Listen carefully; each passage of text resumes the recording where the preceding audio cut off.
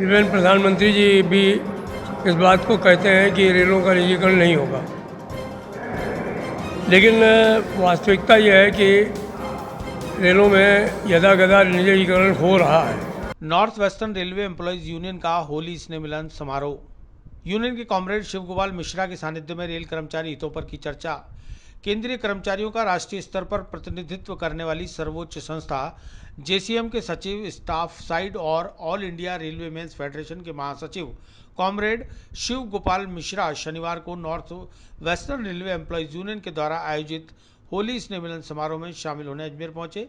North western railway employees union के सेवानिवृत्त प्रकोष्ठ के 27वें होली स्नेह मिलन समारोह में शनिवार प्रातः 10:30 बजे कचहरी रोड स्थित रेलवे विजिट में एवं यूनियन के मंडल परिषद की बैठक में दोपहर 2 बजे सिस्टम टेक्निकल केंद्र के सभागार में आयोजित की गई, जहां मिश्रा ने कार्यकर्ताओं को संबोधित किया।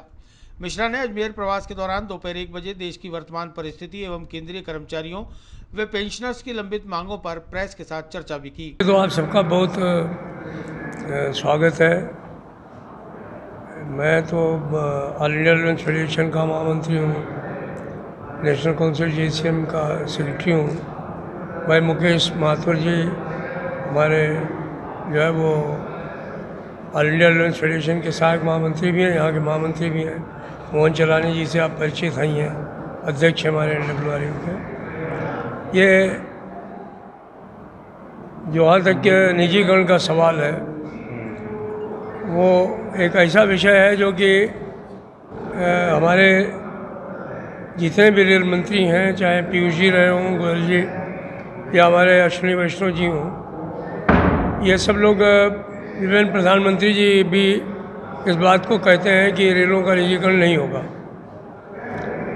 लेकिन वास्तविकता यह है कि रेलों में यदाकदा निजीकरण हो रहा है।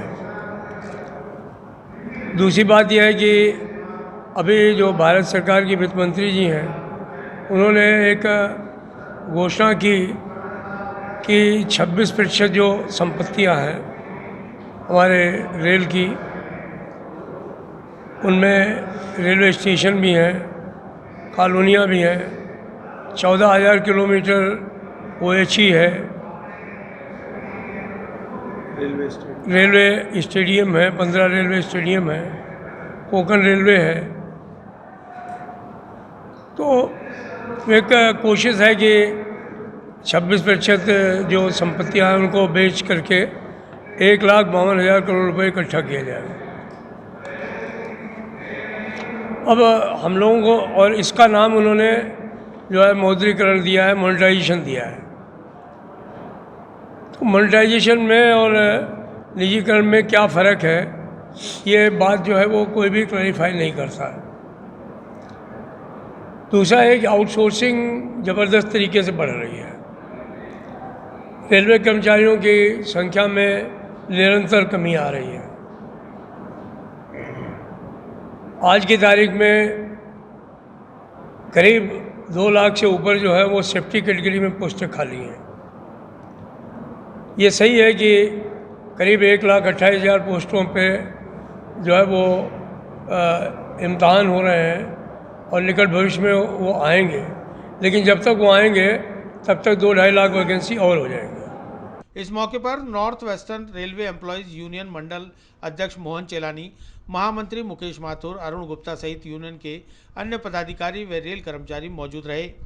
महामंत्री मुकेश माथुर ने बताया कि यूनियन का 19वां अधिवेशन 29, 30 और 31 मार्च को जयपुर में आयोजित होने जा रहा है, जिसमें भारतीय रेल की तमाम परिस्थितियों पर चर्चा की जाएगी। साथ ही पिछले वर्ष की गतिविधियों पर चर्चा के साथ नई पेंशन योजना को लेकर विमर्श भी किया जाएगा। साथ ही रेल कर्मचारियों के लंबित मुद्दों पर निर्णय भी लिए जाएंगे। इसके बाद एक एक्शन प्रोग्राम बनाया जाएगा। उन्होंने बताया कि all India railway men's federation का अधिवेशन 11-12 अप्रैल को उज्जैन में होने जा रहा है, जिसमें राष्ट्रीय स्तर की समस्याओं के साथ उनके निवारण पर चर्चा करने के साथ ही कई महत्वपूर्ण निर्णय भी लिए जाएंगे और उसके मुताबिक संघर्ष की रणनीति बनाई जाएगी।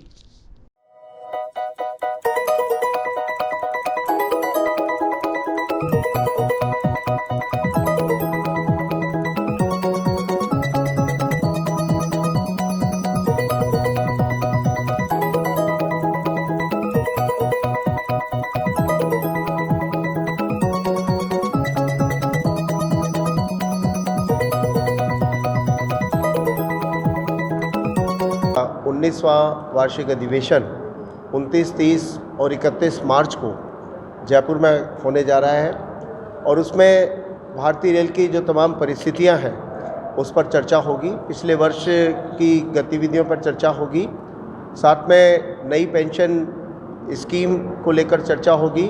हमारे रेल कर्मचारियों के जितने मुद्दे बाकी हैं, चाहे वो नेशनल लेवल पे हो, चाहे जोनल लेवल पर हो, डिविजनल लेवल पर हो, उन तमाम पर चर्चा होगी और एक एक्शन प्रोग्राम हम लोग बनाने जा रहे हैं कि आने वाले समय में हम उन तमाम मुद्दों को लेकर किस प्रकार से संघर्ष करने का काम करेंगे।